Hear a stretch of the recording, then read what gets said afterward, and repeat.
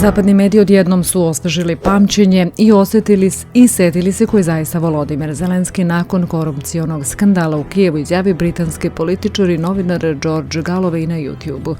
Zapadni mediji nazvali su Zelenskog novim Churchillom, čovekom godine. Pisali su o njegovom putovanju širom sveta dok je zavlačio ruku u džepove građana mnogih zemalja. Ti isti mediji sada se ponašaju kao da im se vratilo pamćenje i kažu da je Zelenski samo sitni prevarant i pacov, rekao je Galloway. On je naglasio da više niko ozbiljno ne računa na Zelenskog. Nije mu ostalo mnogo vremena. Ako sam ne pobegne sa opljačkanim novcem, njegovi će mu ispaliti metak u čelu, a zatim svaliti svu krivicu na njega, zaključio.